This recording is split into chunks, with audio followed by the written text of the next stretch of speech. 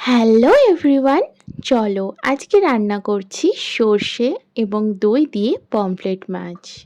ইলিশ যদি আমার কাছে রানী হয় তবে কিন্তু আমার কাছে রাজা হচ্ছে এই পমফ্রেট মাছ। ইলিশের পরে সবচেয়ে প্রিয় এবং সবচেয়ে সুন্দর মাছ হচ্ছে পমফ্রেট। এর গায়ের রঙও যেমন সুন্দর রুপোলি কালার, ঠিক সেরকম স্বাদটাও অপূর্ব লাগে আমার। আজকে রান্না করছি, তোমাদের সঙ্গে সেটাই শেয়ার করব। তো চলো, প্রথমেই মা বড় বড় সাইজে 1 কেজি রেখে মাছ কিনেছিল। সেই মাছগুলোকে বেশ ভালোভাবে কেটে নিয়েছে, ধুয়ে নিয়েছে এবং তার মধ্যে কিছুটা কাট লাগিয়ে দিয়েছে এপিট ওপিট করে। তারপর তার মধ্যে নুন আর হলুদ মাখিয়ে কিছুক্ষণের জন্য রেখে দিয়েছে একটা সাইডে। এবার আমি এদিকে সর্ষে ভিজিয়ে দিয়েছি। 2 চামচ মতন কালো এবং সাদা সর্ষে দিয়ে বেশ কিছুক্ষণের জন্য ভিজিয়ে রাখবো। আর একটা বাটি নিয়ে নিয়েছি, তার মধ্যে নিয়ে নিয়েছি 2 থেকে আড়াই চামচ মতন টক দই। এখানে টক দইটা ব্যবহার করছি স্বাদ এবং ঝোলের গাঢ়টা বাড়ানোর জন্য। খেতে কিন্তু বেশ ভালো লাগে দই দিলে।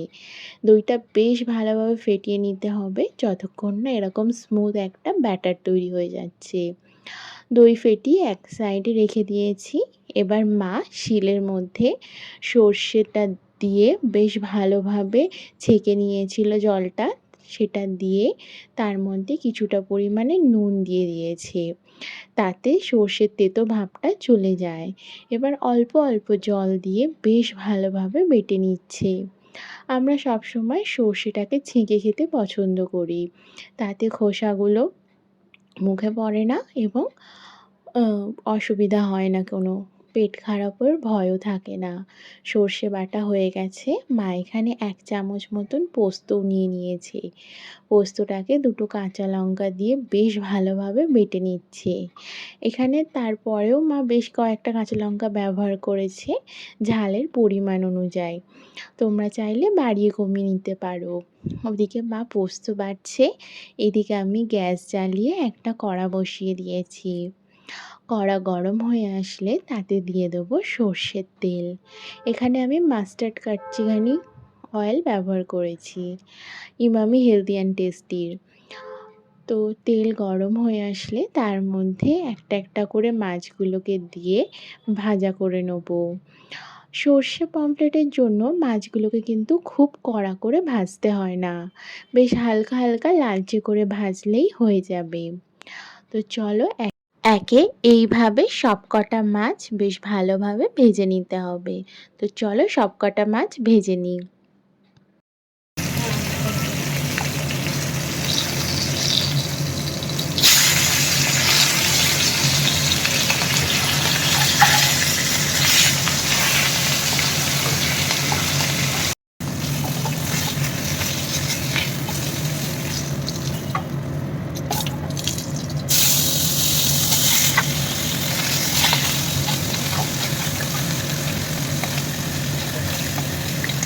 চলো, একদিকে মাছ ভাজা কমপ্লিট আর আমার মায়ের পোস্ত বাটাও কমপ্লিট হয়ে গেছে।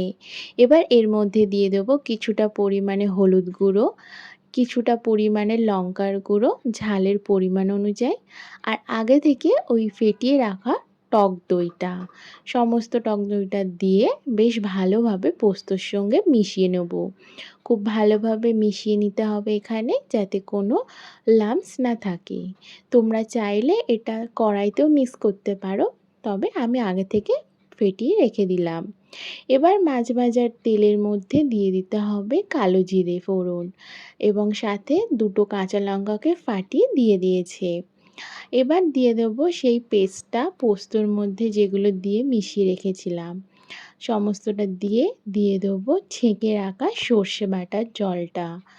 সমস্ত দিয়ে এবার বাটি ধুয়ে যতটা পরিমাণে জল আমার মনে হলো লাগবে ততটা পরিমাণে জল দিয়ে পরিমাণ মতন নুন দিয়ে দিলাম।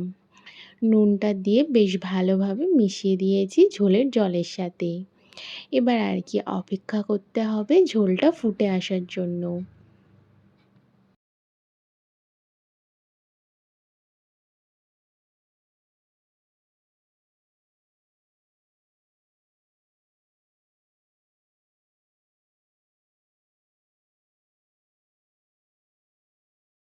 ঝোলের জল বেশ ভালোভাবে ফুটে এসছে। এবার ফ্লেমটা মিডিয়ামে করে একে একে ভেজে রাখা পমফ্রেট মাছগুলোকে সাজিয়ে দিতে হবে, যাতে মাছগুলো ঝোলের মধ্যে ডুবে থাকে এবং খুব সহজেই সেদ্ধ হয়ে যায়। ওপর দিয়ে আবারও বেশ কয়েকটা কাঁচা লঙ্কা একটু ফাটিয়ে ছড়িয়ে দিয়েছি। তোমরা চাইলে একটু কম দিতে পারো। এবার সেদ্ধ করতে রেখে দেবো মিনিট 10 মতন। কিছুক্ষণ ঢাকা চাপা দিয়ে রাখলেই হয়ে যাবে।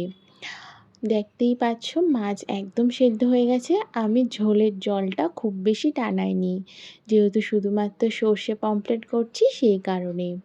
আমি এরকম পরিমাণেই রেখে দিয়েছি ঝোলটা। তোমরা চাইলে আরেকটু টানিয়ে নিতে পারো।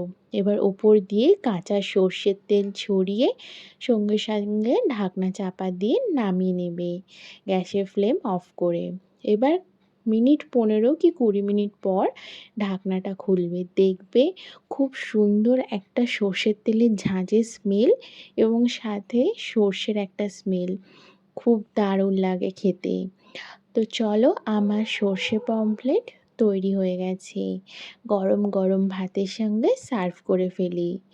তোমাদের কার কার ভালো লেগেছে ভিডিওটা অবশ্যই জানিও।